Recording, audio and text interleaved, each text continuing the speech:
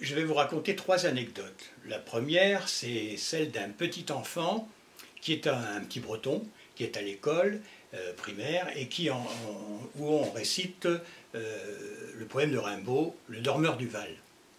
Et le petit enfant n'a rien compris parce que lui, un dormeur, chez lui, c'est un crabe.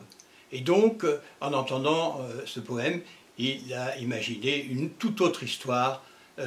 C'est l'histoire d'un crabe et non pas ce que voulait exprimer le grand poète.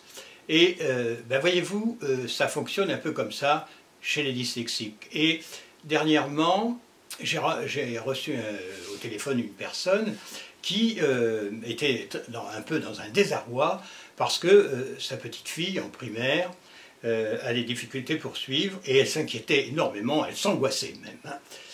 Puis en discutant un peu plus avec elle, j'ai découvert quelque chose, un rapprochement avec moi-même. Voici ce qui nous est arrivé. Moi, quand j'étais enfant, un jour, j'ai fait une rédac sur la mer Caspienne. La mer Caspier, pardon. Hein. J'avais confondu la mer Caspienne et la mer Caspier. On s'est moqué de moi beaucoup. Mais moi j'avais une confiance inébranlable en moi, ça ne m'a pas trop touché. En revanche, cette dame, elle, quand elle était à l'école primaire, elle est allée visiter avec un groupe des grottes. Et ils ont eu droit à une visite guidée, vous savez, avec le conférencier, enfin. Et c'est pas toujours accessible aux enfants déjà, ce qu'ils racontent.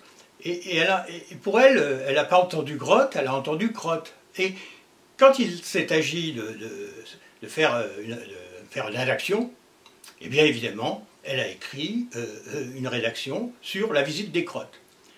La maîtresse, en lisant son texte, s'est offusquée, s'est mise en colère, l'a ridiculisée devant 30 élèves, parce qu'à l'époque, c'était pas rare d'avoir 30.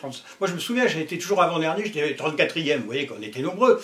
Et elle l'a ridiculisée, et elle lui a dit tu t'es moqué de moi, enfin, elle était très en colère, tu vas t'en souvenir. Donc, elle l'a menacée. Pour une pédagogue, et ça c'est pas si vieux que ça. Moi c'est très vieux mon histoire, mais elle c'est il y a 20 ans seulement, hein, vous voyez.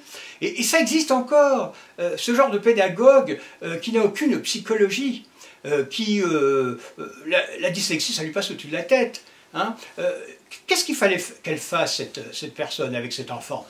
D'abord, en rire avec les autres, peut-être, un petit peu, et puis surtout la prendre à part, et puis la comprendre, lui expliquer, et puis lui dire c'est pas grave, en fin de compte, tu as de l'humour, enfin la valoriser, mais non, pas du tout.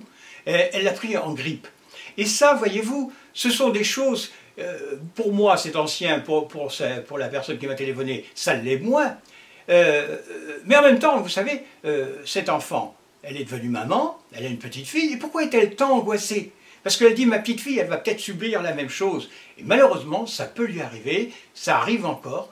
Alors, méfiez-vous, soyez prudents, surveillez, rencontrez, allez aux réunions de parents d'élèves, rencontrez les enseignants, et puis faites-vous une opinion, méfiez-vous, parce que ces blessures-là, c'est un traumatisme, une meurtrissure pour la vie.